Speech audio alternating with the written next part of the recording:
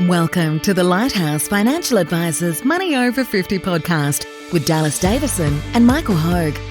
This information is general in nature and does not take into account your objectives, financial situation or needs. Therefore, you should consider whether the information is appropriate for you and your personal circumstances. If you require personal advice, please contact Lighthouse Financial Advisors. Here are your hosts, Dallas Davison and Michael Hogue.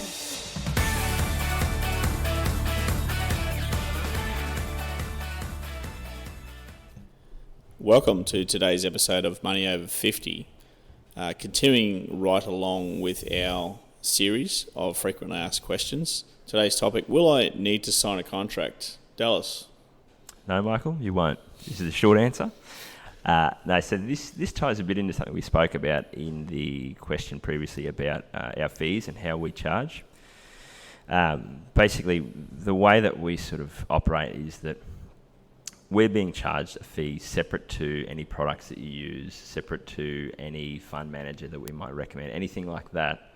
That has nothing to do with our advice or how we charge a fee. So basically what we do is we have an initial advice fee generally, which is for a 12-month period, which is to cover all of our time to get everything set up, to get everything organised for you. And then basically after that 12 months, which is normally an agreement that people make for us to charge a fee and get all that organised. If at any time after that people don't feel that they're getting value from our advice, if they don't like your new haircut, if they are sick of us, anything at all, for any reason, they basically just let us know and we stop charging our fee and they stop receiving advice from us. Yeah, certainly.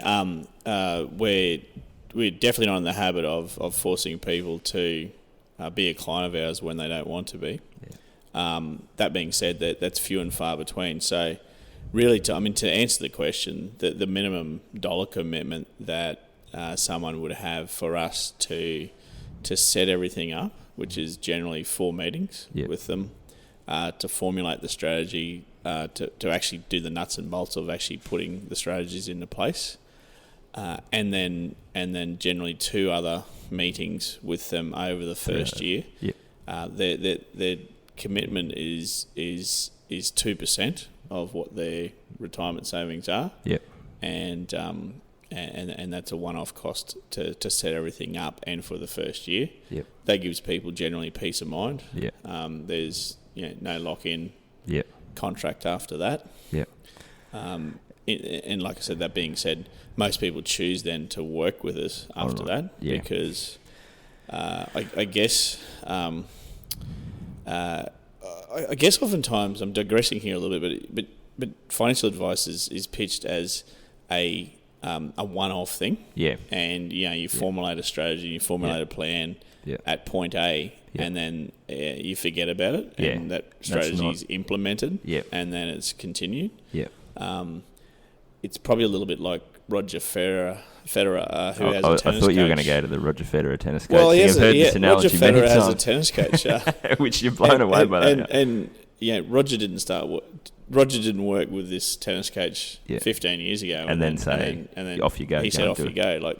They're continually working on his game. Yeah. So that's a good point. I think that as an industry, one of the real negatives that we've seen and a lot of the regulation and pushback against this is that people have been sold a product 10 years ago and they've got and they'll say, yes, I've got an advisor, but really it's just someone that set a product up for them and hasn't talked to them since then, and they've been getting a clip since then. So our model is very much that there's a lot of work involved in getting things set up, but there's also a lot of work on an ongoing basis that we think is valuable for most people and that most people need help with or would like help with, and we want to charge a fee for the value that we're adding on an ongoing basis. But if we're not adding that value, we don't want to be charging a fee.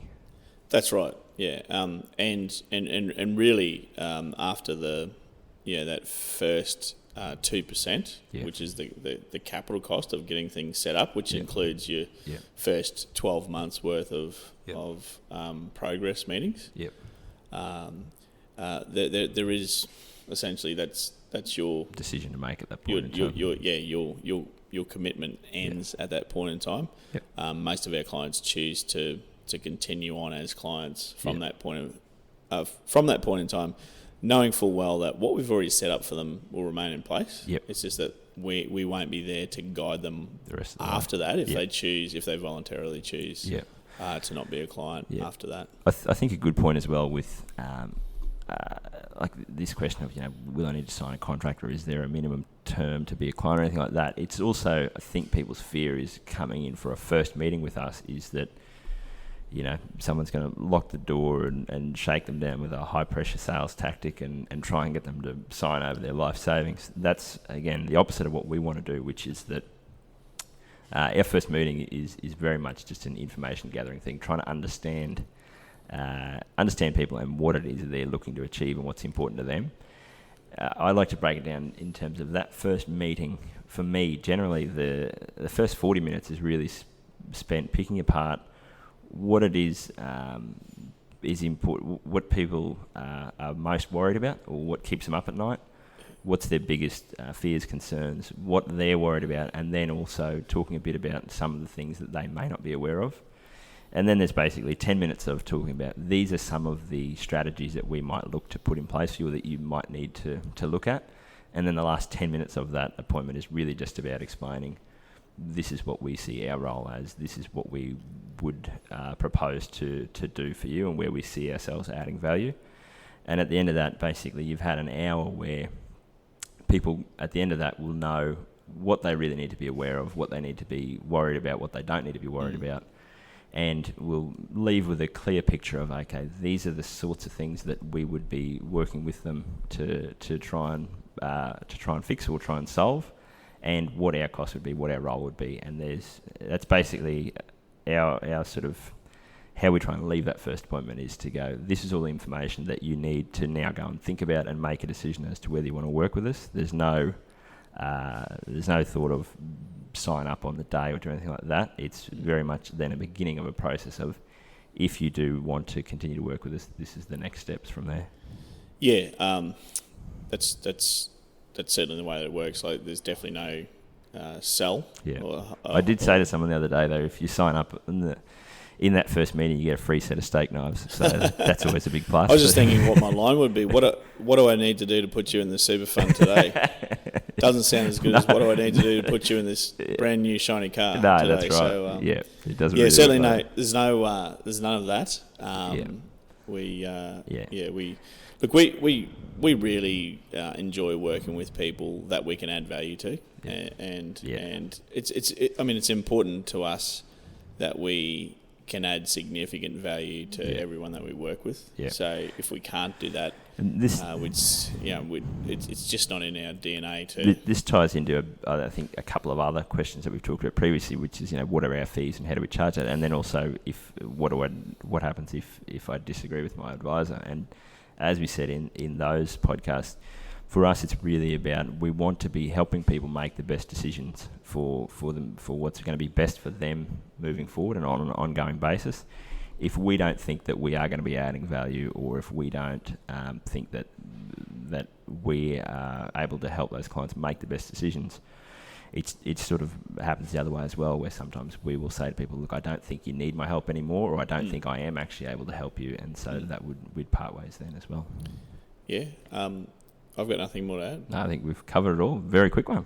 Thanks for listening. Thank you for listening to the Money Over 50 podcast with Lighthouse Financial Advisors. We look forward to catching up again soon.